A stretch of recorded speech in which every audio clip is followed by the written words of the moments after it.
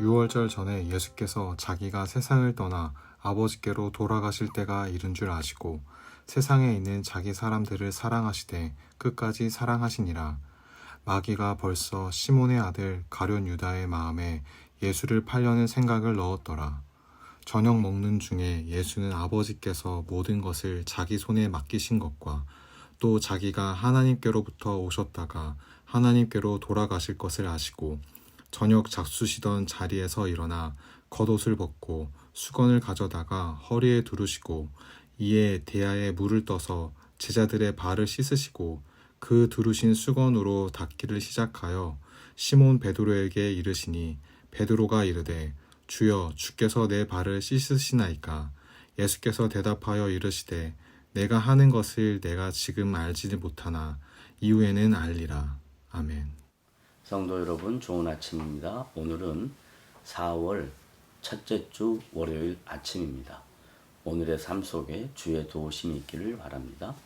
오늘 본문은 사도 요한이 예수님의 공생의 사역 기간 중 마지막 유월절에 대한 내용을 자세하게 기록하고 있는 말씀을 함께 나누도록 하겠습니다.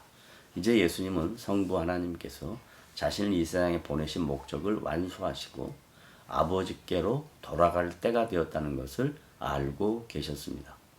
예수님은 이 세상 어두움 가운데 있는 자기 백성들을 사랑하시되 끝까지 사랑하신다라고 말씀합니다.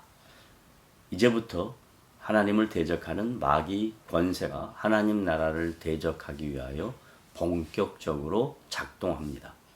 그 마귀는 예수님의 제자 중 한 사람인 돈을 사랑하는 자 가롯 유다의 마음에 예수님을 팔려는 계획을 세우게 합니다. 오늘 본문을 보면 예수님은 자신의 제자들과 저녁 만찬을 하던 중 아버지께서 모든 것을 자기 손에 맡기신 것과 또 자기가 하나님께로부터 오셨다가 하나님께로 돌아갈 것을 아셨다고 기록합니다. 이 말씀의 요지는 성부 하나님께서 성자 예수님께 구원 역사에 관한 모든 것을 친히 담당시키셨다는 뜻이기도 합니다. 이 구원 역사에 대하여 구약 이사야 선지자는 이사야 53장 4절로부터 6절에 보면 예수님이 이 땅에 오셔서 받아야 될 징계와 고난에 대하여 정확하게 기록하고 있습니다. 하나님의 아들이신 예수님께서 받으시는 고난과 징계는 모든 죄인들의 죄악을 친히 담당하셨습니다. 예수님의 그 예언의 성취에 대하여 제자들에게 친히 마지막 유월절 식사 자리에서 자세히 설명하고 계십니다. 또한 자신은 성부 하나님과 동등한 능력, 영광, 권세, 존귀가 있음을 강조하시면서 다시 그 성부 하나님께로 돌아가실 것을 제자들에게 구체적으로 설명하고 있는 내용이 오늘 본문의 말씀입니다. 이어서 예수님은 제자들에게 진정한 섬김에 대한 시청각 교육을 실시하십니다. 마태복음 20장 25절로부터 28절에서 자신이 이 땅에 오셔서 종처럼 섬기는 이유를 자세하게 설명합니다. 친히 자신이 이 세상에 오셔서 하실 사역을 설명하시는 것이라고 생각할 수 있습니다.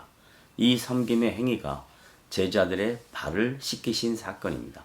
당시 유대인들은 외출 후 집에 돌아와 손과 발을 씻는 것이 관례이며 발을 씻어주는 것은 종이 주인을 섬길 때 하는 행동이었습니다. 그런데 예수님은 제자들에게 참된 종의 모습으로 친히 이러한 행동을 하셨던 것입니다.